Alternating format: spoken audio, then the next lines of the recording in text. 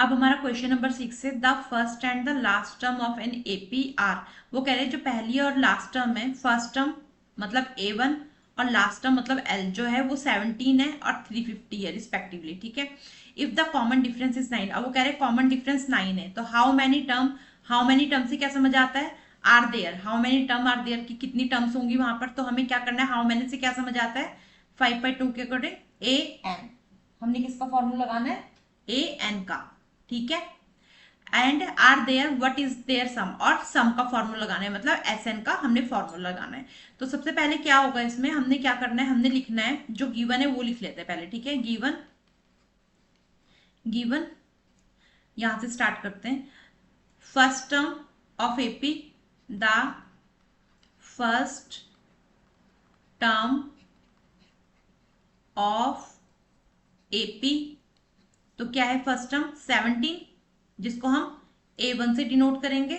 ठीक है, या तो आप ऐसा करो, इसको A1 को इधर लिख लेते हैं हम लोग ब्रैकेट में A1। ठीक है, 17 the last term of AP. तो क्या है वो L, क्या आएगा लास्ट टर्म 350। ठीक है, if the common difference is and, वो कह रहे हैं अगर कॉमन डिफरेंस, तो कॉमन डिफरेंस क्या दिया हुआ है, कॉमन डिफरेंस जिसको हम डी से डिनोट करेंगे वो है 9। और हमें फाइंड क्या करना है, how many term, how many term हमें फाइंड करनी है, और सम, फाइंड सम। ठीक है, ये हो गया जिसको हम एसएन से डिनोट करेंगे। अब यहां हमें क्या क्या समझ आया, हमारे पास क्या है, A1 है, D है, L है। ठीक है, और हमें हाउ मेनी टर्म मतलब हमें ए एन का फॉर्मूला लगाना है। हमें क्या करना है, हाउ मेनी टर्म का क्या मतलब होता है, हमें ए एन का फॉर्मूला लगाना है, क्योंकि जब भी हमें कोई टर्म पता करनी होती है, टोटल टर्म पता करनी होती है, तो हमें क्या करना होता है, ए एन का फॉर्मूला लगाना होता है। तो ए एन का फॉर्मूला क्या है,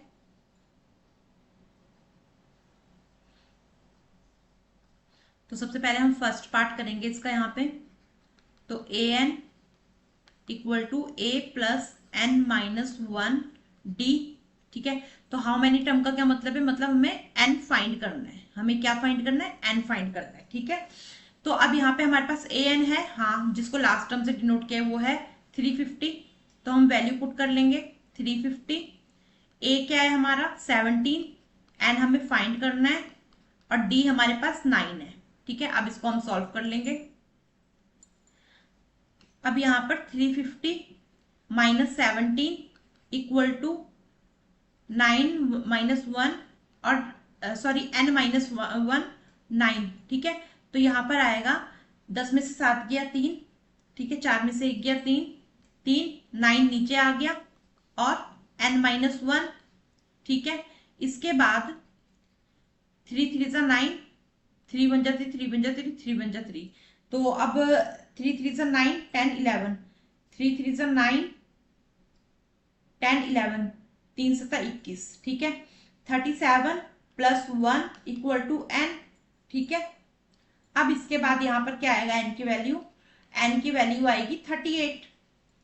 ठीक है, अब इसके बाद उन्होंने क्या कहा था, फाइंड सम। अब हमें सम निकालना है, तो हमारा सेकंड पार्ट क्या होगा, सेकंड पार्ट है हमारा फाइंड सम।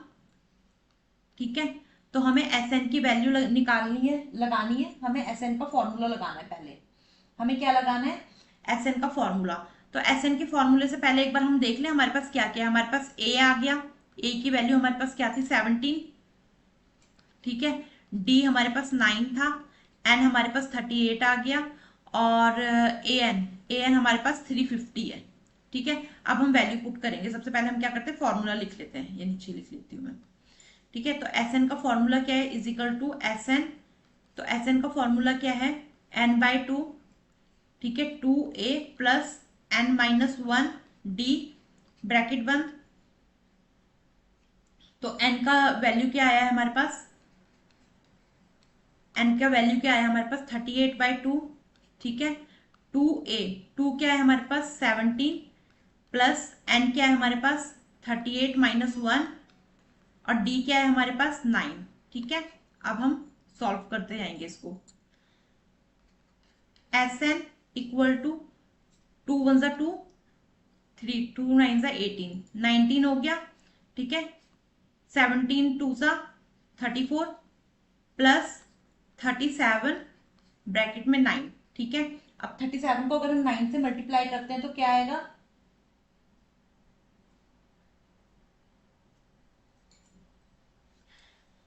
तो यहाँ पर एक मिनट, यहाँ पर हम करते हैं, ये देखो Sn इक्वल टू 19 34, अगर हम 37 को 9 से मल्टीप्लाई करते हैं तो 9 सता 63 का 3 कैरी 6 9 27, 27 और 6 27, 28 29 30 31 32 33 33।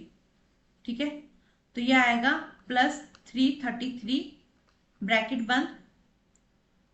ठीक है, इसके बाद यहाँ पर Sn इक्वल टू 19 34 437 336 3।